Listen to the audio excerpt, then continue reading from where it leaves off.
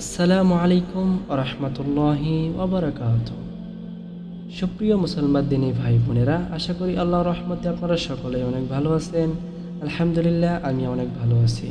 প্রিয় বন্ধুরা, আজকেও আপনাদের জন্য এই ভিডিওতে এই মুহূর্তে তুলে ধরছি ইসলামিক কিছু প্রশ্ন এবং উত্তর। আশা করি আপনারা পুরো ভিডিওটি ধৈর্য নিয়ে দেখবেন ইনশাআল্লাহ। ইসলামিক প্রশ্ন এবং উত্তর নিয়ে আমার এপিসোড 9 ভিডিওতে কোনো ভুল ত্রুটি হলে অবশ্যই ক্ষমা দৃষ্টিতে দেখবেন সকলেই। অবশ্যই আমার পাশে থাকবেন ইনশাআল্লাহ। শুরু করছি আজকের ইসলামিক প্রশ্ন এবং উত্তর। আশা করি আপনি সাথে থাকবেন। প্রিয় বন্ধুরা, আমি আপনাদের সাথে আছি আরমান হোসেন রুবেল। আপনারা দেখছেন ইসলামের কথা মিডিয়া। চলুন শুরু করছি আজকের এই পর্ব, ইসলামিক প্রশ্ন এবং উত্তর। আশা করি আপনি পুরো ভিডিও জুড়ে থাকবেন। অবশ্যই একটি লাইক দিয়ে ভিডিওটি সম্পন্ন করবেন ইনশাআল্লাহ।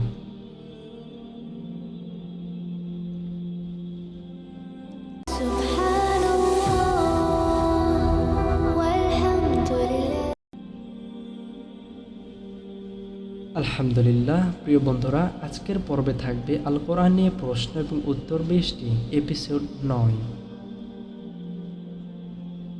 প্রশ্ন 1, মাক্কি সূরার মৌলিক বৈশিষ্ট্য কি কি? উত্তর, মাক্কি সূরার মৌলিক বৈশিষ্ট্যগুলো দেওয়া হলো: 1, তাওহীদ এবং আল্লাহর ইবাদতের প্রতি আহ্বান, জান্নাত জাহান্নামের আলোচনা এবং মুশরিকদের সাথে বিতর্ক। 2, মুশরিকদের খুন খারাপি, ইয়াতিমের সম্পদ ভক্ষণ প্রভৃতি কর্মের নিন্দাবাদ। 3, সংক্ষিপ্ত বাক্য অথচ অতি উচ্চগানের সাহিত্য সমৃদ্ধ। 4, নবী মুহাম্মদ সাল্লাল্লাহু আলাইহি ওয়াসাল্লামকে সান্ত্বনা দেওয়া ও উপদেশ গ্রহণ করার জন্য ব্যাপকভাবে নবী রাসূলদের কাহিনী অবতারণা এবং কিভাবে তাদের সম্প্রদায়ের লোকেরা তাদেরকে মিথ্যাবাদী বলেছে ও কষ্ট দিয়েছে তার বর্ণনা। এগুলো হচ্ছে মাক্কি সূরার বৈশিষ্ট্য। প্রশ্ন 2, মাদানী সূরার মৌলিক বৈশিষ্ট্যগুলো কি কি? উত্তর, মাদানী সূরার মৌলিক বৈশিষ্ট্যগুলো হলো: 1, ইবাদত, আচার আচরণ, দণ্ডবিধি, জিহাদ, শান্তি, যুদ্ধ, পারিবারিক নিয়ম নীতি, শাসন প্রণালী, অন্যান্য বিধি বিধানের আলোচনা। 2, আহলে কিতাব তথা ইহুদি খ্রিস্টানদেরকে ইসলামের প্রতি আহ্বান। 3, মুনাফিকদের দ্বিমুখী নীতির মুখোশ উন্মোচন এবং ইসলামের জন্য তারা কত ভয়ানক তার আলোচনা। 4, সংবিধান প্রণয়নের ধারা ও তার লক্ষ্য উদ্দেশ্য নির্ধারণ করার জন্য দীর্ঘ আয়াতের অবতারণা। আশা করি বুঝতে পারছেন। প্রশ্ন 3, মাদানী সূরা পরিচয়ের নিয়ম কি?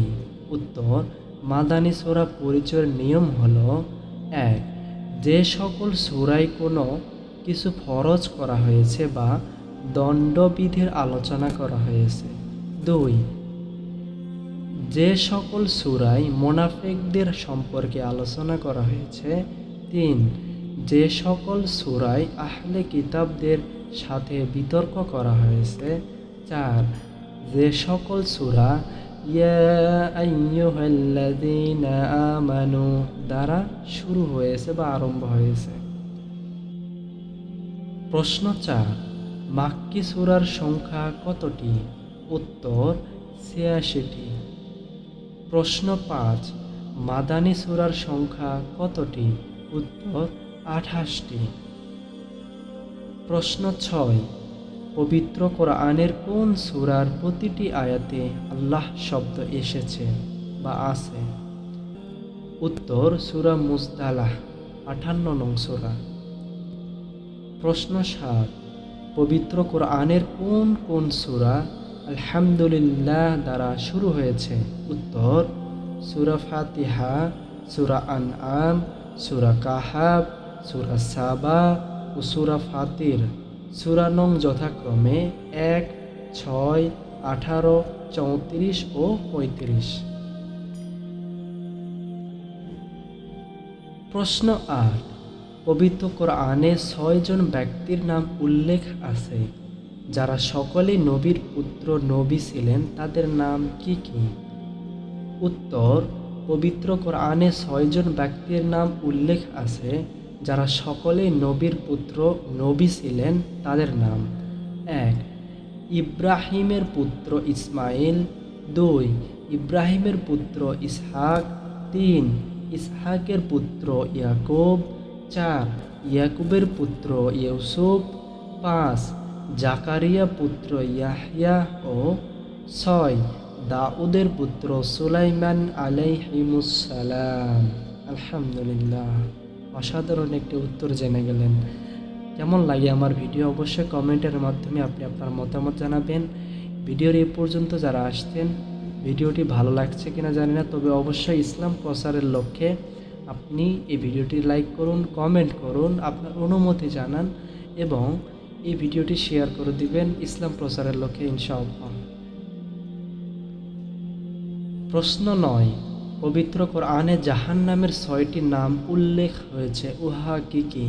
উত্তর, পবিত্র কোরআনে জাহান্নামের 6টি নাম নিচে উল্লেখ করা হচ্ছে বা এরপর আমি বলছি। 1, জাহান্নাম, সূরা নাবা 21। 2, সাঈর, সূরা নিসা 10। আপনি খেয়াল করেন, প্রথম নাম্বার কি? জাহান্নাম, সূরা নাবা 21। 2, সাঈর মানে জাহান্নাম, সূরা নিসা 10। 3, হুতামা, হুমাজা সূরা 4 নং আয়াত। এরপর 4, লাজা, সূরা মাআরিজ 15 নম্বর আয়াত। 5, সাক্কার, সূরা মুদ্দাসসির 42 নম্বর আয়াত। 6, হাবিয়া, সূরা করিয়া 9 নং। আপনি খেয়াল করেন যে এখানে বলা হয়েছে জাহান্নাম, সাঈর, হুতামা, লাজা, সাক্কার, হাবিয়া। সূরাগুলোর নাম এবং সূরা নম্বর সহকারে আমি দিয়েছি, আপনারা কোরআন তেলাওয়াত করার সময় অবশ্যই খেয়াল করবেন। এগুলো হচ্ছে জাহান্নাম, এগুলোর নাম শুনলে কলিজা কেঁপে ওঠে। আল্লাহ সকলকে বোঝার তৌফিক দিন। আল্লাহ সকলের গুনাহ খাতা মাফ করুন, আমিন। প্রশ্ন 10, কোরআনের কোন সূরায় মুবাহালার আয়াত রয়েছে? উত্তর, সূরা আলে ইমরান আয়াত 61। মুবাহালা, হক ও বাতিলের মাঝে দ্বন্দ্ব হলে বাতিলপন্থীর সামনে যাবতীয় দলিল প্রমাণ উপস্থাপন করার পরেও সে যদি হঠকারিতা করে তবে তাকে মুবাহালার জন্য আহ্বান করা হবে। তার নিয়ম হচ্ছে উভয় পক্ষ নিজের স্ত্রী, সন্তান, সন্ততিকে উপস্থিত করবে।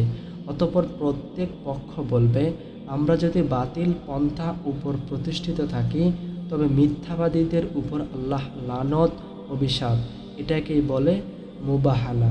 মানে এর অর্থ বুঝতে গেলে এমন, যদি আপনি কোথাও বাতিল পন্থীর সঙ্গে দ্বন্দ্বে জড়ে গেলে সেখানে কোনোতেই যদি সমাধান না হয় তাহলে আপনাকে কি করতে হবে? ওই যার সাথে আপনার দ্বন্দ্বটি হয়েছে তার সাথে সমাধান না হলে আপনার পরিবারের স্ত্রী, সন্তানকে তার সামনে নিয়ে আসতে হবে, তাদেরকে সামনে রেখে এটা সমস্যার সমাধান করতে হবে।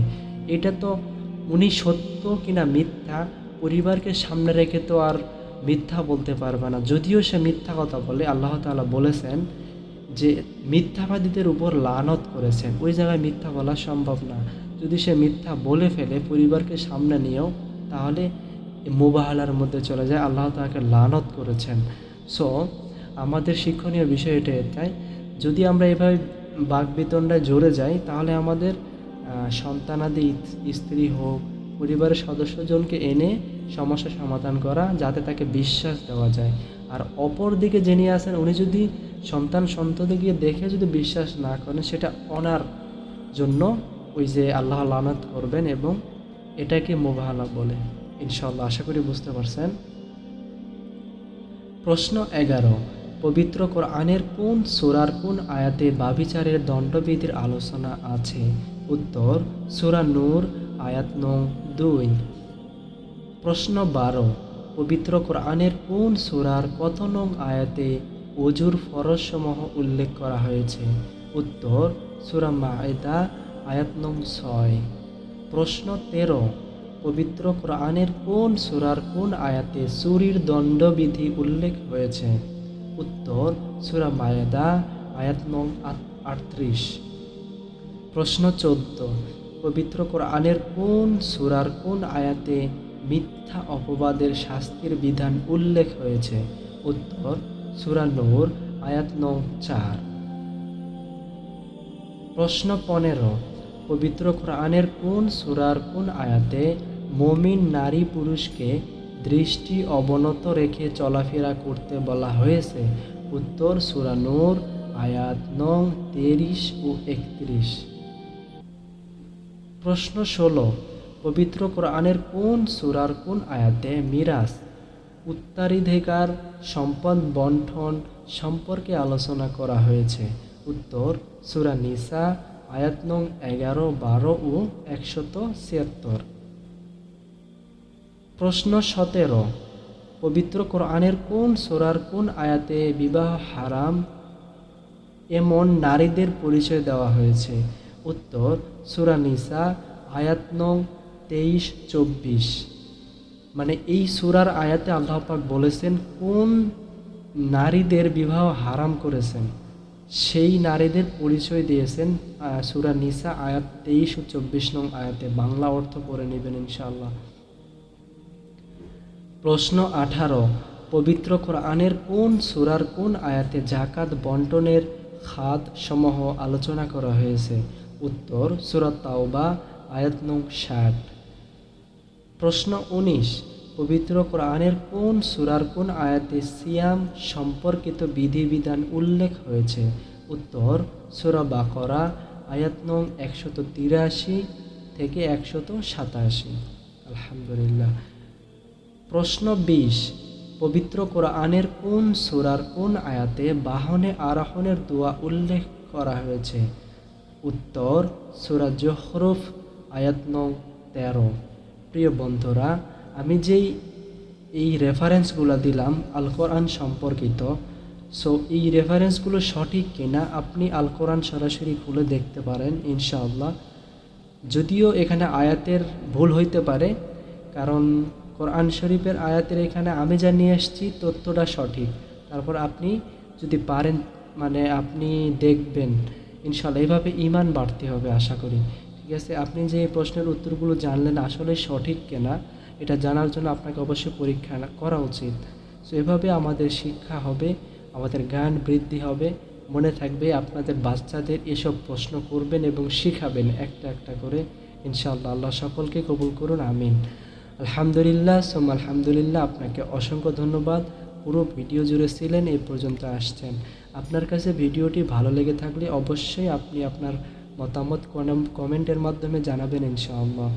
অবশ্যই ভিডিওগুলোতে লাইক কমেন্ট করবেন যাতে ইউটিউব ভিডিওগুলো অনেকের চোখের সামনে পৌঁছাতে সাহায্য করে। প্রিয় ভাই বোনেরা, আমার এই ভিডিওতে কোনো ভুল ত্রুটি হলে অবশ্যই ক্ষমার দৃষ্টিতে দেখবেন এবং কমেন্টের মাধ্যমে জানাবেন। অবশ্যই লাইক কমেন্ট এবং ভিডিও শেয়ার করে দিবেন ইসলাম প্রচারের লক্ষ্যে ইনশাআল্লাহ। যিনারা চ্যানেলটি সাবস্ক্রাইব করেছেন তাদেরকে আমি অসংখ্য ধন্যবাদ জানাই। যিনারা এখন অবধি চ্যানেলটি সাবস্ক্রাইব করেনি অবশ্যই চ্যানেলটি সাবস্ক্রাইব করে নিন, পাশে থাকা বেল আইকন অন করে দিন। পরবর্তীতে এই ধরনের অনেক ভিডিও আপনি এই চ্যানেলে পেয়ে থাকবেন, যাতে সাথে সাথে ভিডিও আপলোড করার সাথে সাথে আপনি পেয়ে যেতে পারেন। সেজন্য অবশ্যই নোটিফিকেশান অন করে রাখবেন। অবশ্যই আমার এই চ্যানেলে সহিহ বুখারী শরীফের হাদিস, ইসলামিক প্রশ্ন, বিভিন্ন মাসাইল, নারী পুরুষ সকলের জন্যই ছোট ছোট আকারে ভিডিও আকারে আমি আপনাদের কাছে উপস্থাপন করে থাকি। আমার ভিডিওগুলোর সাথে থাকবেন, এই চ্যানেলের সাথে থাকবেন, আমার সাথে থাকবেন। প্রিয় ভাই বোনেরা, অবশ্যই ভুল ত্রুটি হলে ক্ষমা দৃষ্টিতে দেখবেন এবং আপনি আমাকে জানাবেন, আমি ভুল সংশোধন করব ইনশাআল্লাহ। কারণ আমি যে বিষয়গুলো নিয়ে কাজ করছি এগুলো ভুল হতেই পারে। এগুলো হচ্ছে, আমি তো ওস্তাদ মানুষ না, আমি এগুলো বই দেখে বই থেকে সংগ্রহণ করি এবং এগুলো কন্টেন্ট আকারে আপনাদের চোখের সামনে নিয়ে আসি। সো আশা করি আমার ভিডিওগুলো আপনাদের ভালো লাগে। আপনাদের সকলের কমেন্টগুলো আমি পাই, আমার যে প্রিভিয়াস ভিডিওগুলো রয়েছে আপনারা অনেক সুন্দর কমেন্ট করেন, যা আমার ভিডিও বানাতে আমাকে আরও অনুপ্রাণিত করে। প্রিয় বন্ধুরা, অবশ্যই লাইক করবেন, কমেন্ট করবেন, এতে আমাদের আবার ভিডিও বানানোর আগ্রহটা বেড়ে যায় এবং ইউটিউব অ্যালগরিদম ভিডিওগুলো অনেকের চোখের সামনে পৌঁছাতে সাহায্য করে। আমরা কি করব, ইসলাম প্রচারের লক্ষ্যে হলেও আমরা এই ভিডিওটি শেয়ার করি। অনেকেই জানে না এই প্রশ্নগুলোর উত্তর বা এই হাদিস সম্পর্কে। জানার পর যদি সে আমল করে আপনারও জন্য ভালো হবে, আমার জন্য ভালো হবে। আল্লাহ তাআলা সেই আখিরাতের ময়দানে হিসাব দিতে পারবো যে আমরা এমন একটা ভালো কাজ করেছি ইনশাআল্লাহ। সকলকে আল্লাহ তৌফিক করুন, আমিন। আজকের মতো এ পর্যন্তই। সকলে ভালো থাকবেন, সুস্থ থাকবেন, পরিবারের খেয়াল রাখবেন, নিজে সুস্থ থাকবেন। ওয়াখির দানা আলহামদুলিল্লাহি রাব্বিল আলামিন। সকলকে সালাম। আসসালামু আলাইকুম ওয়া রাহমাতুল্লাহি ওয়া বারাকাতুহু।